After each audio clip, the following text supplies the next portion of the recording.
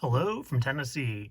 So I thought it'd be fun just to do a little chat or ramble about the two Seikos that are in my collection. Be right back.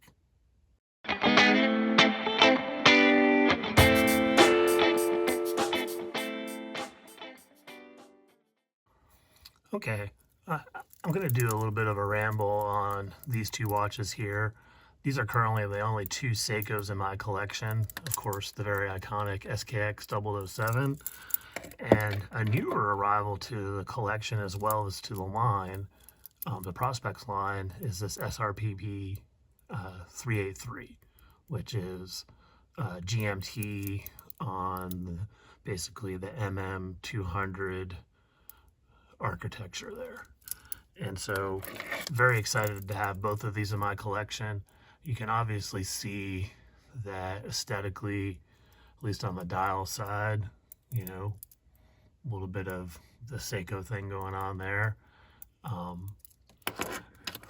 first off, this SKX007, I just did a video on this and how this got back in my collection. My first automatic watch, and really started my affinity towards Seiko. I've had a ton of Seikos that I have bought, sold, traded. This one has stuck around. It'll continue to stick around. But this was, the benchmark at the time I purchased it. And very happy to have it in its original form. And just a great entry-level watch back in the day, for sure. Now, I think these were roughly 400 or so when I bought it 4 or 5 years ago. That was retail price. Now this one has definitely moved upscale. It's about 3 times that price. But again, while the dial, there's a little bit, some similarities there, the whole case here is much different. Love the MM200. It just gives you a nice aesthetic, beautiful case design, works that Seiko magic on it.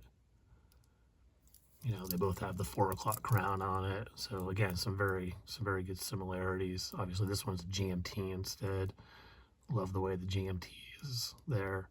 And I think the reason that I picked up this one is I've been looking at, for a long time, the MM300 and just worried about the size and the thickness of those.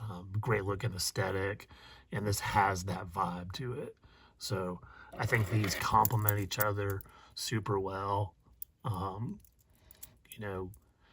Seiko has definitely gone up market, and I have been tempted by some of the SLA versions, the ever brilliant, ever bright steel that they have.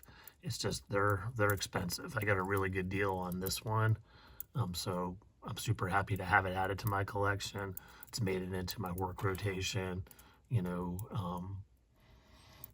but I love it beside this one too as well, besides the SKX, beside the SKX, only because it compares and contrasts really well. Obviously this is a more affordable option. Definitely not the same quality, but still just a fun watch, and like I keep saying, very iconic. Now the new Prospects line, and what they've done with this watch, I don't know. This is an impressive piece. I'm very happy with it. And at this point in time, I was like to say these are actually both probably keepers. The SKX is definitely a forever keeper. I don't see myself getting rid of this one either. I think that from the standpoint of Seiko, I think I'm going to be happy with this. I think this is going to scratch the itch of going further up market with it. And the next thing I want to add from a Seiko perspective is I really want to add a monster back to the collection. One of my watch regrets was getting rid of my Jade Monster. I think I put it towards funds, probably for my Breitling or maybe my Oris. I can't remember. So I would like to get another monster. I'd love to be able to get the Jade back into my collection.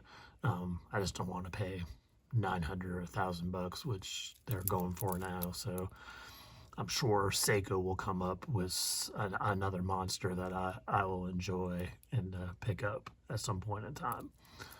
But for now, these two are sticking around for a while. And again, just let you see them side by side again. I think this is I think it just gives you a good indication of what happens when you go up market too as well. So that's it for now. As always, stay positive, make friends, and enjoy the journey. Take care, everybody.